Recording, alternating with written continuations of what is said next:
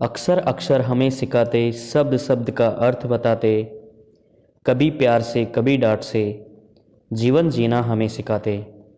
जी हाँ दोस्तों, आज मैं बात करने वाला हूँ एक ऐसी ही शख्सियत जिनके बारे में बोलने के लिए मेरे पास शब्द कम पड़ जाएंगे। जैसा कि कहा गया है, सब धरती कागज करूँ लेखनी सब बन राय, सात समुद्र की मसी करूँ गुरु गुण लिखोने जाए।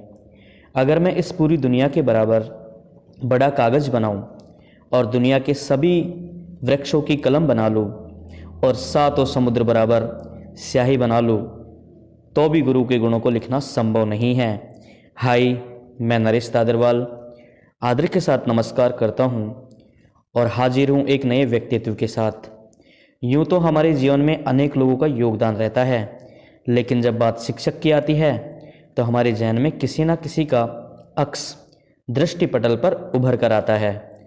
ज़्यादातर ऐसा होता है कि हमारे पुरुष प्रधान समाज में पुरुष शिक्षकों का प्रभाव रहा, लेकिन दोस्तों जब बात महिला शिक्षक की आती है तो हमारे जहन में एक नाम जरूर आता है और वो नाम है सावित्रीबाई फूले।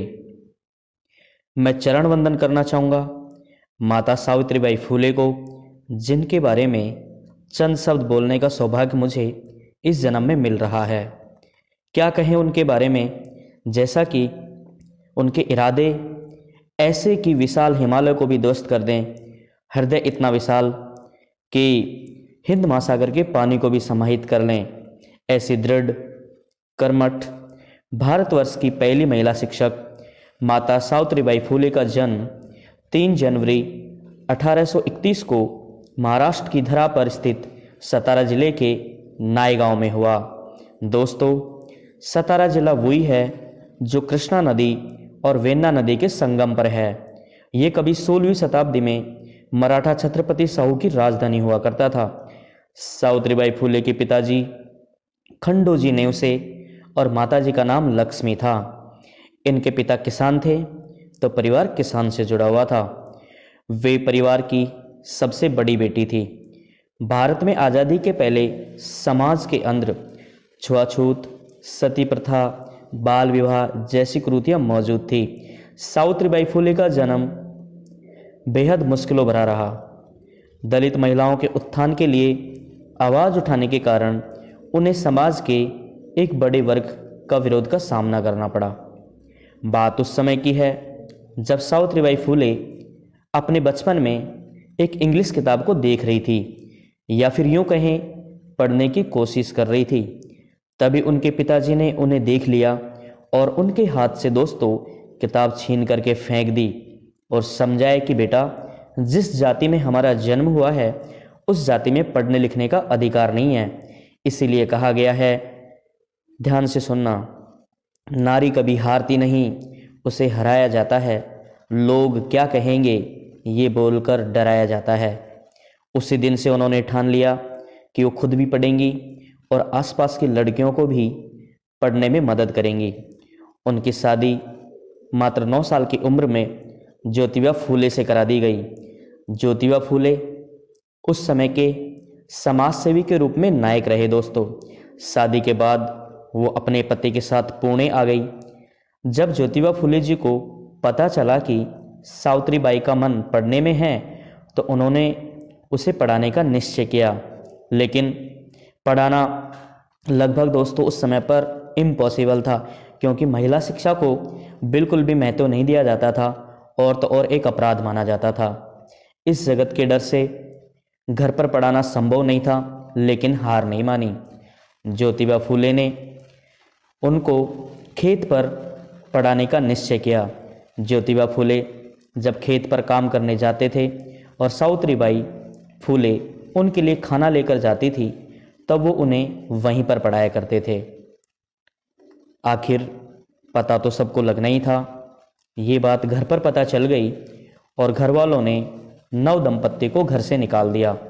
देखो दोस्तों, कितना उस समय का समाज कैसा था कि सिर्फ पढ़ाने की बात पर उनको घर से निकाल दिया गया। लेकिन जुनून सवार था कुछ नया करने का।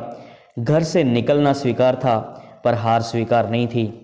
घर से निकाले जाने के बाद ज्योतिबा फूले के एक मित्र उस्मान शेख ने शरण दी। उनकी बहन फातिमा शेख, जो कि दोस्तों आगे चल कर के भारत की पहली महिला मुस्लिम शिक्षिका बनी, वो पढ़ने में रुचि रखती थी। सावित्री बाई और फातिमा शेख की मित्रता हो गई और दोनों ने आगे की पढ़ाई साथ साथ की। सावित्री बाई ने अहमदनगर और पुणे में शिक्षक बनने का प्रशिक्षण लिया और एक योग शिक्षिका बनी। खुद का लक्ष्य इतनी कठिनाइयों से प्राप्त करने पर भी लड़कियों को और महिलाओं को शिक्षित करने का कठिन लक्ष्य बना चुकी थी। वो सच में वो शक्ति का अवतार थी। अपने जुनून और कठोर इरादों की ढाल पर वो अपने पति की मदद से 5 सितंबर 1848 को 9 छात्राओं के साथ अपना पहला स्कूल फातिमा के घर पर ही खोल चुकी थी। एक साल 1851 तक वो 5 और स्कूल खोल चुकी थी और उनमें पढ़ने वाली छात्राओं की संख्या लगभग 150 हो गई थी। उस समय एक महिला शिक्षिका के लिए स्कूल का प्रिंसिपल होना और स्कूल चलाना तो दूर की बात थी, उस समय ऐसा सोचना भी अपराध था। रास्ता विकट था तो कठिनाइयां तो आनी ही थी। एक वाकया है, समाज उसे अपना दुश्मन तो बना ही बैठा था, लेकिन इरादे हिमालय के शिखर जैसे थे। कहा जाता है कि जब वो स्कूल पढ़ाने जाती थी तो लोग उस पर गोबर, कचरा, गंदगी तक फेंक कर मारते थे। उनकी साड़ी मैली हो जाया करती थी। इतना होने पर भी हार मानने का तो सवाल ही नहीं था, क्योंकि वो जानती थी कि वो जो कर रही हैं वो आने वाले भारत की तस्वीर होगा। वो घर से 2 साड़ी अपने थैले में रख कर ले जाने लगी और स्कूल पहुंचकर वो साड़ी बदल लेती थी। बताया जाता है कि बाद में इनकी एक और सहेली बनी जिनका नाम सुगना था। इनके साथ ये बालिका विद्यालयों में पढ़ाती रही। शिक्षा के साथ साथ सावित्रीबाई फूले ने सामाजिक सुधार जैसे छुआछूत, विधवा विवाह कराना, कमजोर तबके को शिक्षा दिलवाना आदि पर जोर दिया। बात चली है तो कहनी पड़ेगी, जब शूद्र समाज को सार्वजनिक जल स्रोतों से पानी पीने नहीं दिया जाता था, तब सावित्रीबाई ने एक अनोखा कदम उठाया और घर का कुआं सबके लिए खोल दिया। ऐसा बताया जाता है कि इन्होंने एक पुत्र गोद लिया जिसका नाम यशवंत रखा। उसे पढ़ा लिखा करके डॉक्टर बनाया। लड़कियों के लिए स्कूल खोलने का ये क्रम 18 बालिका विद्यालयों के साथ एक नया मुकाम बनकर उभरा। जी हाँ, उस समय दोस्तों वो उस समय तक 18 स्कूल खोल चुकी थी। यौन शोषण से पीड़ित महिलाओं के लिए बाल हत्या प्रतिबंधक गृह तथा प्रौढ़ शिक्षा केंद्र खोला गया।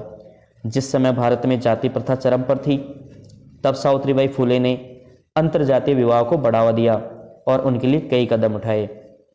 सावित्रीबाई ने अपने परिवार के साथ मिलकर सत्यशोधक समाज की स्थापना की। ये बिना पुजारी और दहेज की शिक्षा का आयोजन करता था। लेकिन कहते हैं ना, होनी और अनहोनी को कोई बदल नहीं सकता। 1897 में पुणे में प्लेग फैल गया। सावित्रीबाई समाज सेवा में लगी हुई थी। जिस देवी का पूरा जन्म समाज सेवा में गुजरा हो और तो अंत भी समाज सेवा में ही समर्पित था।